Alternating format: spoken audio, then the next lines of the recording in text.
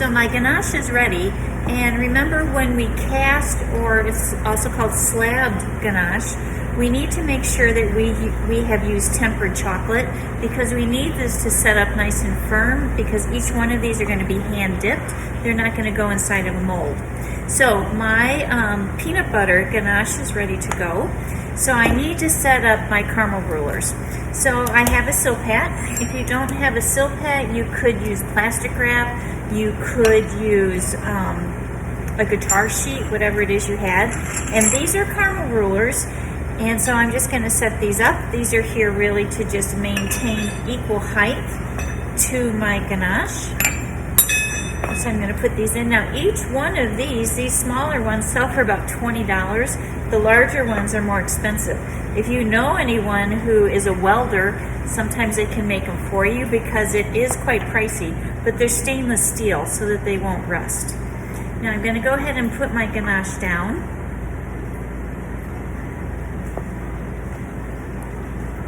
And then I just need to spread this. And everyone always asks, how big do I have to make it? Well, you never really know until you get in here and you start to spread the ganache.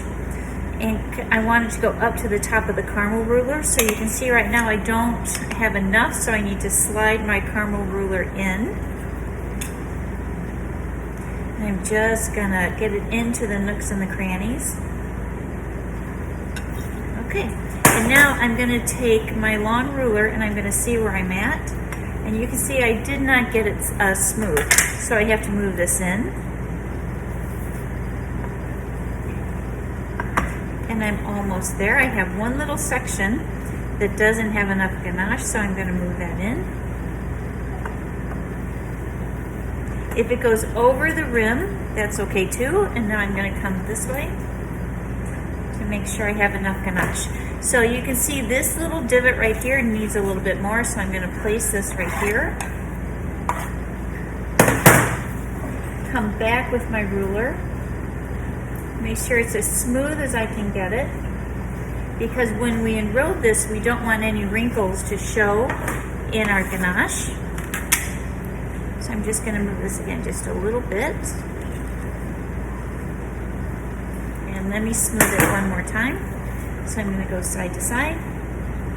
And that looks much better. So I didn't have much left over. If I wanted to, because I can get a little fussy sometimes, I'm going to put this right up here. And now I'll go north to south and I'll take a look at it.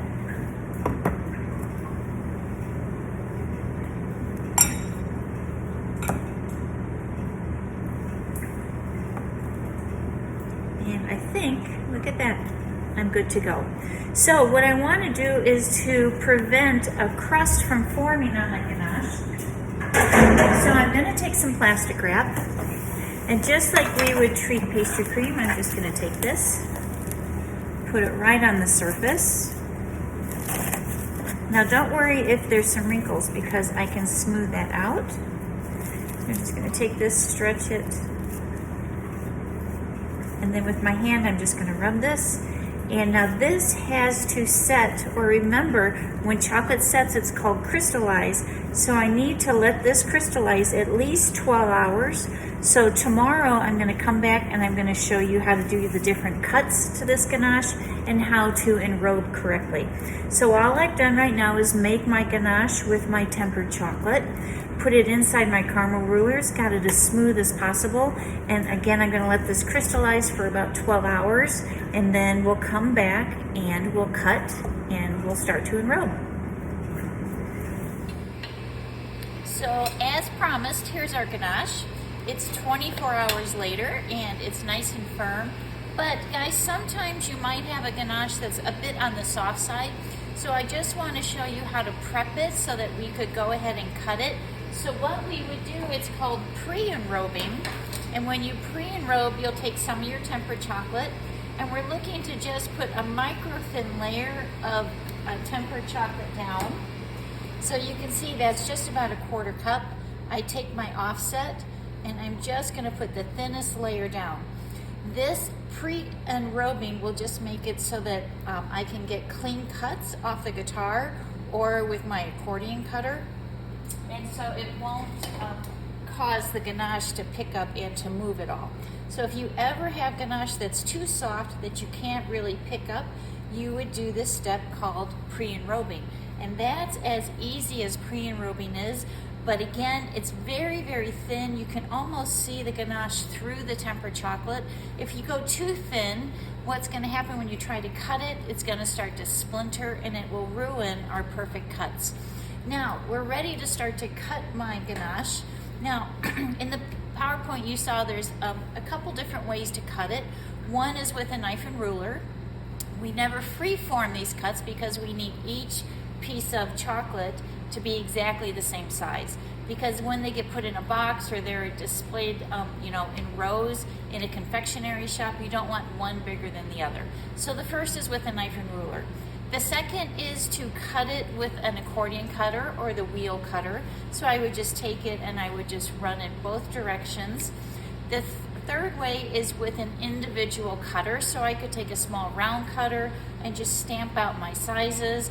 I could take a little heart cutter, or an octagon and stamp out my pieces. The fourth way, which is the most professional way, is with this guitar cutter. Now, a guitar cutter, this comes from France. You can see it's just a big piece and it has these wires, and that's why they call it a guitar, because it looks like guitar strings. And every guitar machine comes with 4 different size cutters. We're gonna do the 1.5 inch cutter. In class, we might do some that are a little bit smaller. We might do a 1 inch cutter. So we'll just see. The nice thing about this is you can cut caramels with this, you can cut marshmallows, you can cut canapes, which are small bite-sized sandwiches, and you just get a clean, precise cut. So what I'm gonna do is just lift up the wire. I'm gonna take my ganache, and look, my pre-enrobed chocolate is already set. I'm gonna line up my ganache, and I'm not gonna cut through yet. I wanna make sure that I don't lose too much. So I'm gonna just line up my wires so I get a clean cut. And now look, all I have to do is press this down. It cuts through the ganache. Sometimes if your ganache is a little bit firm, you have to use a little bit of pressure to get the wires to go through. And mine is a nice firm, because look at my chocolate when I made this ganache was in beautiful temper. So I'm just gonna push this down.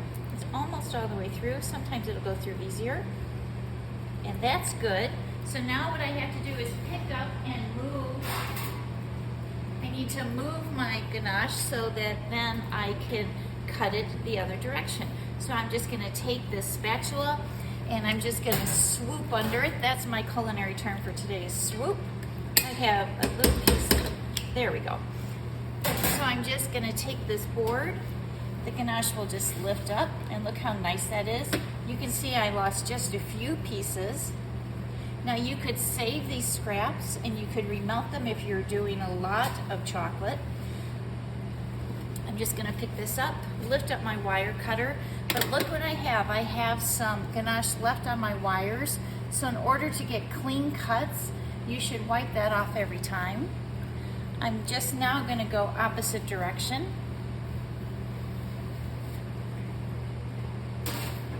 Again, I want to line up my guitar wires so that I don't lose too much ganache, because each one of these will sell for about, I want to say maybe $2, $2.25.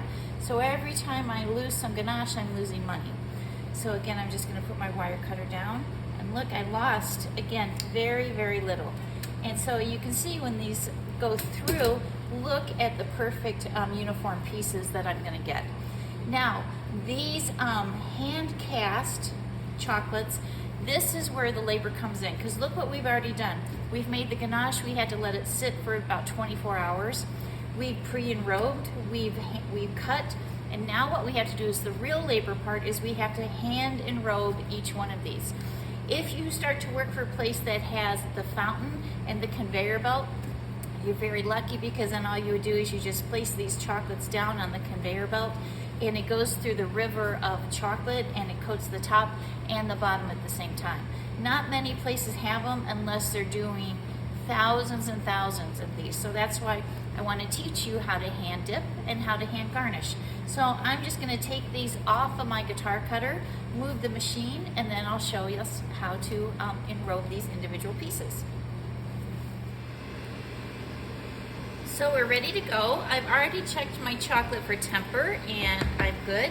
Remember, always keep the chocolate down in the well. If it starts to solidify on the side, it could throw us off of temper if I have to reheat.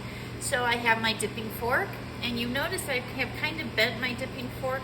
So that's so that I can get it into this container and pull the chocolates out. I have a small palette knife, and that will just help me slide off the chocolates. So I'm going to take my first ganache, I'm going to put it in the well, I'm going to just drown it, and now I'm just going to take it out. I need to tap it about 20 times, and what I'm looking to do, it's two things. The first is I'm looking to tap off all excess chocolate, and I want to continue to tap it until I don't see any air bubbles on the surface, because that would cause a little bit of a flaw in the look of it. So once I have it tapped, I'm just going to gently swipe it along the rim of my warmer. I'm going to hold it at a 45-degree angle. I'm just going to slide it off, because what we're looking for is a beautiful bottom and not have dipping fork marks in the bottom. So we don't want to take off too much chocolate. That's why I said we want to do it quite delicately. Now the first way that I'm going to garnish this is, while this ganache is still hot, I'm going to put on a textured sheet. So these are just a little bit thicker guitar sheets. This one has an alligator pattern. So I'm just going to take this and push it down. And I'm just going to push until I see the square on the guitar sheet to know that I have a good coverage. So I'm going to do one more. Again, tap, tap, tap, tap, tap. Swipe the bottom. I'm going to pull it off, and you'll notice I'm putting it on a silk pad, because then I'll get a little bit of texture on the bottom of my chocolate in case I did have a little bit of flaw. I don't really want to use parchment paper. If I had to, that's fine, but sometimes when you use parchment paper, you can get wrinkles on the bottom. Now you'll see I'm going to always start to clean off my silk pad, and after about every 2 or 3, I'm going to clean off my dipping fork. So this is the first one that we're going to decorate. So when the chocolate is still wet, it hasn't crystallized yet, I'm going to put on my texture transfer sheet. The next one I'm going to do is actually put on a straight transfer sheet. So these are the ones that we buy in school. They come in the 11 by 18 sheets. And so this one I didn't have to pre-cut in any set design shape. I just want to make sure that the rough side goes down. That's the side with the cocoa butter. And again, just like the textured transfer sheet, I just want to tap this down till I see a perfect square with the chocolate, because that means I've got the transfer sheet all the way across the surface and there aren't any air pockets. Now with both of these, I'm going to have to refrigerate this for just about 5 minutes, because we know that anytime we use a transfer sheet, we want to make sure that the pattern sticks into the chocolate. So I could leave these out at room temperature, but if I do, I need to leave it out for about 12 hours, because that's really how long it takes chocolate to really fully solidify or crystallize at room temp. So I'm just speeding up the process if I went ahead and just put it in the cooler, but no more than for about 5 minutes. I'm just looking to set to that chocolate. Now, what I also have are some transfer sheets that have just one little pattern right in the middle of it. So this one, I have a heart, here's a ladybug. When you do these, we really have to watch our placement.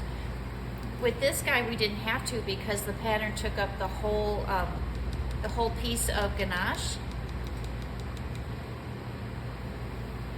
So I'm just, again, going to place this down.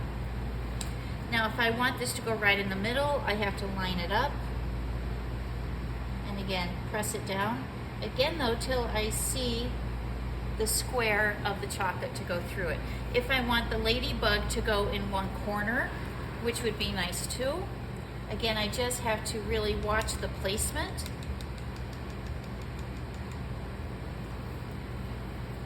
So I could take this, here we go, And maybe I want this ladybug, again, rough side down. Maybe I want the ladybug just in the upper corner. But again, I need to tap it till I see the square. Okay, so these are our transfer methods. I want to show you another method where I can actually put a little bit of, I did peanut butter, so I'm going to attach a peanut. If I did hazelnut, I could do a hazelnut or a macadamia nut. And I'm just going to put that right in the center. And now I'm going to enrobe with the peanut on there. You can see I attach that peanut with some tempered chocolate. And so you can see this gives me a little bit of texture. But I just kind of want to push him right to the center. There we go. And I'm just going to tap him off and slide him off. And so this now will just kind of give a little bit of height to my finished product. So I'm going to do a couple of these. Let me put another peanut down. Put a little chocolate on it. Again, it's been a couple, so I'm just going to wipe off my fork. Push them in. And again, as you saw in my first one, if that peanut does shift on you, while the chocolate is still wet, go ahead and just move it. Maybe again you want it in the corner, that's completely up to you. You'll see when I'm dipping these, I'm trying to avoid what's called feet. Feet is where, again, we get that pooling of chocolate around the bottom of it. And then I would have to take a paring knife and cut that chocolate. And then it's going to be an inferior product because you would see some ripped marks or some knife marks in the actual chocolate. So we don't want that, okay? So that's why I'm tapping off quite a bit before I move it on. Now, again, next one I want to show you is how we can put on, what do I want to show? We can do some gold leaf. I'm going to do, no, let me back up. Let me not do the gold leaf yet. I want to show you how we can get a pattern just in the top of the chocolate using our dipping fork. So I would take this off, and I'm going to come back to the dipping fork just on its side, lift up, and pull it towards me, and you can see I can get one straight line. You'll see this when I zoom in at the end of the video. You can see this technique. So this is fast, and again it's just showing a little bit different movement to the finished chocolate. So again, chocolate comes off, put your dipping fork in, I'm going to lift up and pull it away, and I get a beautiful line right down the center of this. Okay, now these are the ones that we're going to do when the chocolate is still wet. So now you're going to see me, I'm going to start to just dip, and then I'm going to show you how to put a spice on, how to put gold leaf on, and how to do a little bit of piping. But I need the chocolate to set. So what I'm going to do is just start to dip a few. I'm going to let the chocolate crystallize, and then we're going to come back and garnish.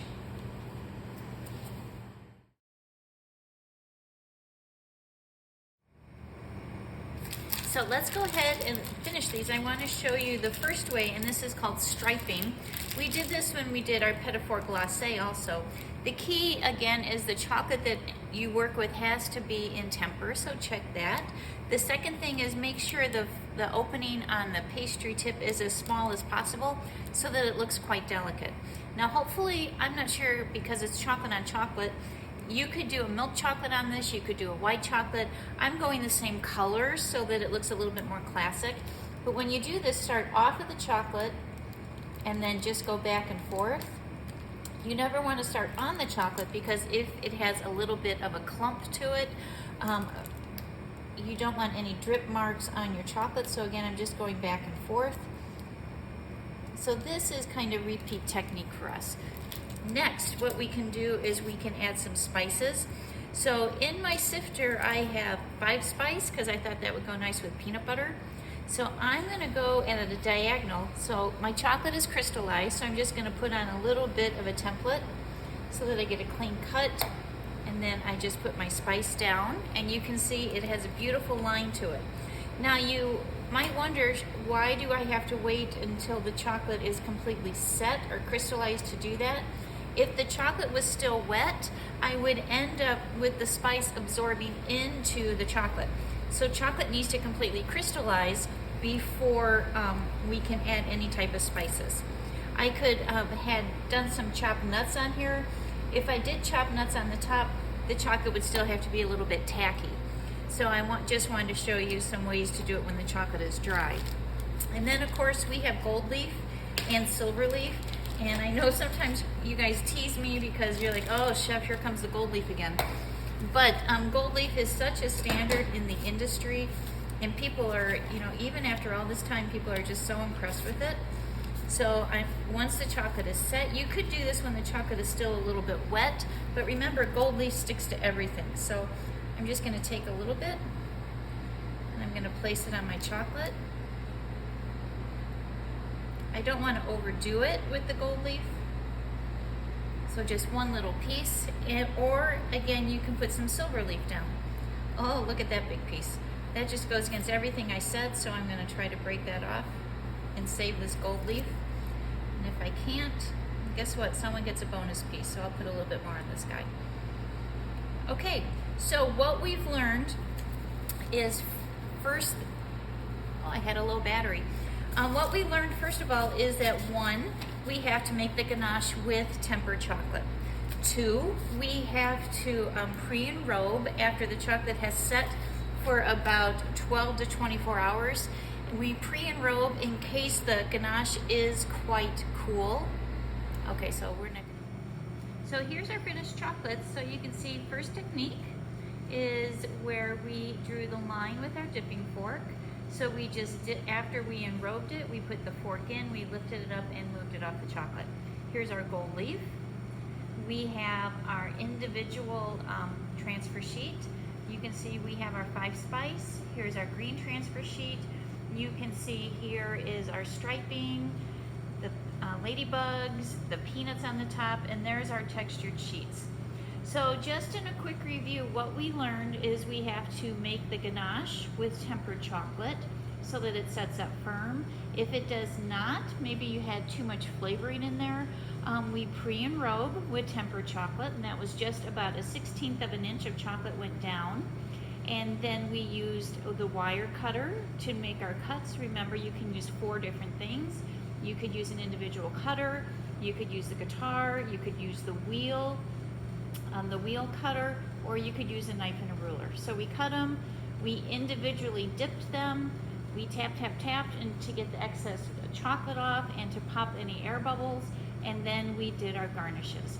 Now the shelf life of these are about 3 weeks because they are completely enrobed and air cannot get to the ganache. So that's a good thing. It's great for our labor. Each one of these will sell for about $2.25, so it's a great money maker for us, and people love chocolates, especially around any holiday. That's when chocolate goes up to what they call market price. And the last thing we have to remember is that our working temperature of our chocolate is about 88 to 90 degrees.